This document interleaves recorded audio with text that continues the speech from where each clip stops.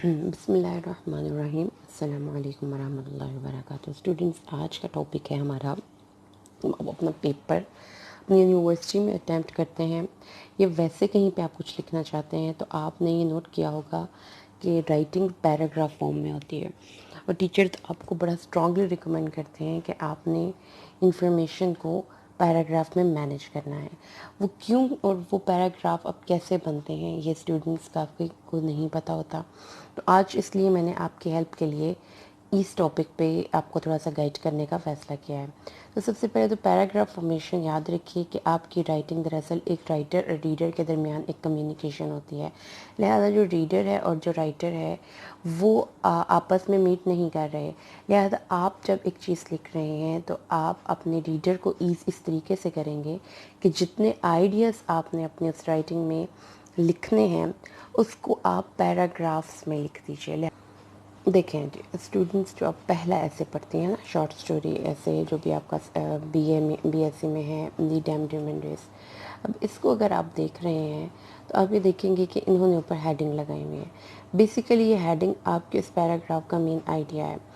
और अगर आप ग्रीडी और उससे अगला सेक्सुअल बीस्ट, इन दोनों को बग़ैर पैराग्राफ के सेपरेट किए एक ही पैराग्राफ में लिखेंगे तो जो पढ़ने वाला है वो कंफ्यूज हो जाएगा, क्योंकि दो आइडियाज़ एक पैराग्राफ में नहीं लिखे जा सकते। अब ये देखिए, मैन इज़ ग्रीडी, ये इस पैराग्राफ का टॉपिक सेंटेंस है जिसको कि उन्होंने एक हेडिंग बना दिया है और बोल्ड में लिख दिया है आपके लिए, क्योंकि जब हम की बुक्स बना रहे होते हैं बच्चों को तो हमारा मकसद ये होता है कि मैक्सिमम स्टूडेंट को मैक्सिमम बेनिफिट मिले। अब ये देखिए आप कि इसमें इस बुक में मैन इज़ ग्रीडी वाला जो पैराग्राफ है ये काफ़ी लंबा बनाया हुआ है, देखा है ना आपने। तकरीबन 1 2 3 4 5 6 7 8 लाइन्स हैं और इन 8 लाइन्स में तकरीबन 15 से 20 सेंटेंसेस होंगे। तो जो ये चीज़ बता रहा है कि ये पैराग्राफ उन्होंने काफ़ी डिटेल में लिखा है। इसमें फिर आप ये देखें कि अब आपने सिर्फ देखना इसमें है मैन कि क्या इसमें ग्रीडी के अलावा भी कोई आइडिया पेश किया गया है। जैसे उन्होंने कहा मैन इज़ ग्रीडी, सेल्फिश, ठीक है, और greed and selfishness responsible for his degradation, he hoards and collects money. Greed में जा रहा है ना, जमा करता है पैसा। एनिमल्स और रेप्टाइल्स बहुत थोड़े से भी मुतमईन हो जाते हैं। फिर वो एक इंग्लिश अर्ल की मिसाल पेश करता है जिसने 72 बफलोज को एक हंटिंग पार्टी में अपने कंपेनियन के ज़रिए शिकार किया, सिर्फ एक खाई और बाकियों को गलने सड़ने के लिए छोड़ दिया। राइटर ने एक कैल्व हैंग्री एनाकोंडा। अब ये देखिए, इसमें सपोर्टिंग डिटेल नंबर 1, इंसान ग्रीडी सेल्फिश है और उसकी ग्रीड एंड सेल्फिशनेस की वजह से वो पैसा जमा करता है, ठीक हो गया, ये एक सपोर्टिंग डिटेल है।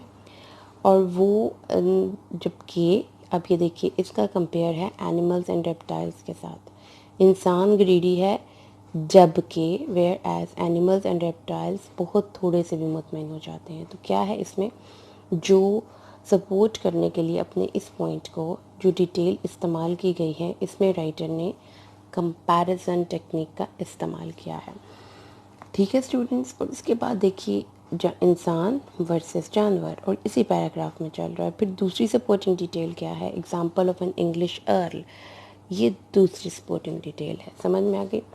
इंग्लिश अर्ल की मिसाल है जिसने 72 भैंसों को ज़बह किया और उसके बाद एक खाई और बाकी 71 को गलने सड़ने 71 को गलने सड़ने के लिए छोड़ दिया।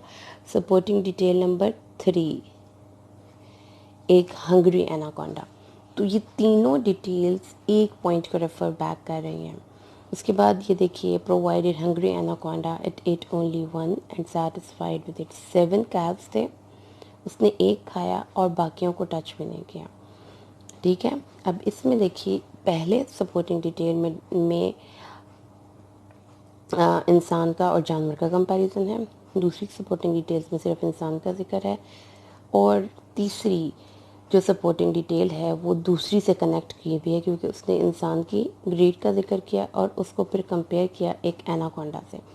और उसके बाद लास्ट में स्क्विरल्स, बीस, सर्टन बर्ड्स, ये इसकी फोर्थ सपोर्टिंग डिटेल है, लेकिन इसको मैंने तीसरा नंबर इसलिए दिया है कि ये सेपरेट भी लिखी जा सकती है, लेकिन लिखने की सीक्वेंसिंग इस तरीके से की गई है कि इन दोनों का कंपैरिजन भी हो रहा है, लेकिन एट द सेम टाइम ये अलग-अलग भी है, और ये चौथी सपोर्टिंग डिटेल है। तो ये एक पैराग्राफ को लिखने के लिए इस बुक में उन्होंने 4 सपोर्टिंग डिटेल्स का सहारा लिया है, लेकिन ये सिर्फ आप इसके अलावा भी लिख सकते हैं। अगर आपके टेक्स्ट में इसके अलावा भी इंफॉर्मेशन है इस पॉइंट को एक्सपोर्ट करने के लिए जो आपकी इसकी बुक में नहीं लिखी गई, तो आप इसको सेफली लिख सकते हैं। लेकिन मैन इज़ ग्रीडी को प्रूफ करने के लिए आप अपनी वर्डिंग में अपनी सोसाइटी के एग्जांपल इंग्लिश ए में नहीं देंगे। इंग्लिश ए में आपने सिर्फ और सिर्फ टेक्स्ट को फोकस करना होता है जो राइटर ने लिखा हुआ होता है, ठीक है। तो ये पॉइंट है मैन इज़ ग्रीडी, जिससे आपको अब आप अपना क्वेश्चन सवाल ये पैदा होता है कि हम ये सेक्सुअल बीस्ट का पॉइंट ऊपर ले जाएं, ग्रीड का पॉइंट नीचे ले जाएं, या आप ये स्लेव का पॉइंट सबसे ऊपर ले जाएं और ग्रीड का पॉइंट सबसे नीचे ले आएं। तो पैराग्राफ में इंफॉर्मेशन की तरतीब कैसे लगाते हैं, इस बात को ध्यान से पढ़ें आप। वो चीज़ें जो कि ज़्यादा इंसानों में पाई जाती हैं, समझ रहे हैं ना बात को, वो आप पहले लिखेंगे। जो चीज़ें उससे कम इंसानों में पाई जाती हैं वो उसके बाद लिखेंगे, और जो चीज़ें कुछ कुछ इंसानों में पाई जाती हैं वो आप एंड पे लिखेंगे। इस तरीके से तरतीब उसने सेट की हुई है राइटर ने, यानी उस बात से शुरू किया है जो कि जनरल है, और जनरल से स्पेसिफिक स्पेसिफिक स्पेसिफिक होता गया है। एक, man has invented war and he, और जबकि जानवर जंग नहीं करते। तो ये आप सपोर्टिंग डिटेल्स में इस तरीके से एक लाइन भी लिख सकते हैं जिसमें कोई कंपैरिजन नहीं, बहुत सादे तरीके से बयान की गई है। आप एक वाक़या भी लिख सकते हैं और इसको दूसरे से कंपेयर भी कर सकते हैं। अब ये देखिए, man is slave, man is religious, man is no moral sense. अब अगर आप इसके कंटेंट को अपनी बुक के कंटेंट के साथ मैच करते हैं तो आप इस पोजीशन में आ जाते हैं कि ये देख लें कि इसमें कितने topic sentences plus supporting details लिखी गई हैं, और आपकी बुक से ये कितना ज़्यादा दूर है या करीब है। तो आपकी फिर अपने क्वेश्चन की को अंडरस्टैंड करना और लिखना आसान हो जाता है।